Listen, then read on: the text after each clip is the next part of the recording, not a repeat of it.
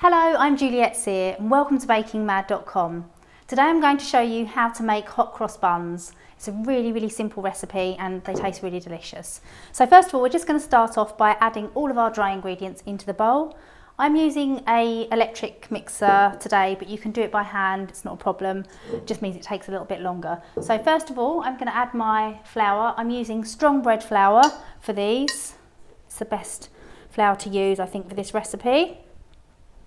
And then I'm going to add some golden caster sugar. Always use unrefined sugar when you're baking. It's got a much deeper flavour and I find it so much nicer for baking with. So pop that into there. And also some easy bake yeast, 3 sachets or 21 grams. And I'm going to add some fruits. I've got some raisins, you could use sultanas, a little bit of mixed peel. And also I'm going to add a little bit of glacé ginger. Really adds a nice flavour. Some zest of an orange and some spices as well. I've got some ground cinnamon and some mixed spice. There we go. And finally some softened butter. So that's all in there. Oh, and don't forget the salt. And just mix it round a little bit while it's dry. There we go. So again, if you're using a bowl, just use a spoon, just give it a mix. All right. So I'm now going to add my milk. This is hand temperature, it's warm. And 1 egg.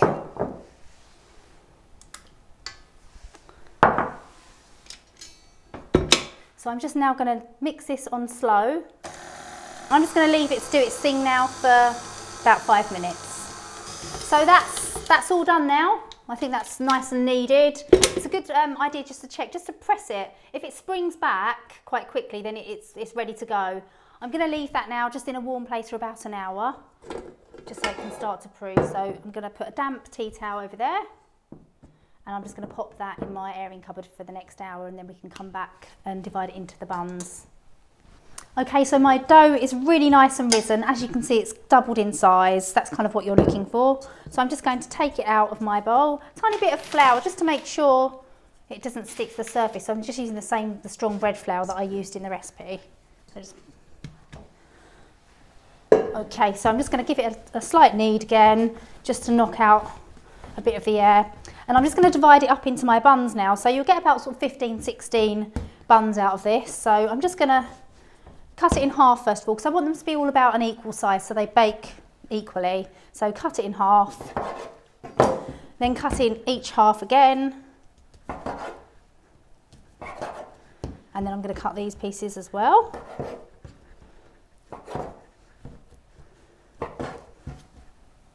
And just finally cut each one of those in two. So it's going to kind of make sure that they're all fairly even.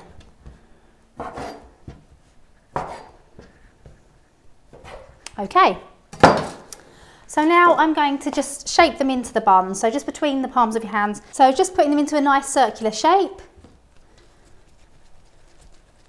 So just kind of need to make them all into nice little balls.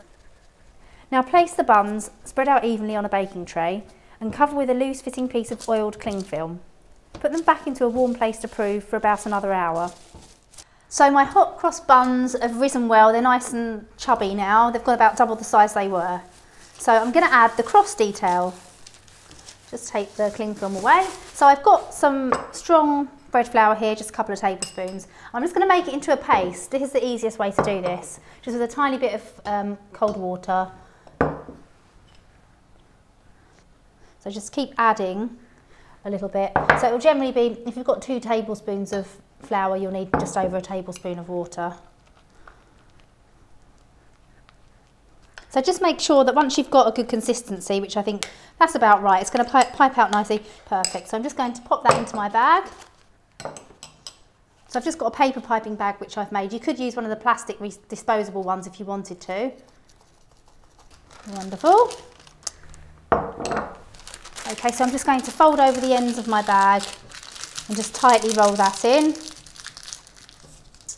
And just snip the end off.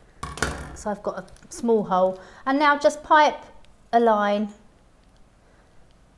over your buns and then back the other way.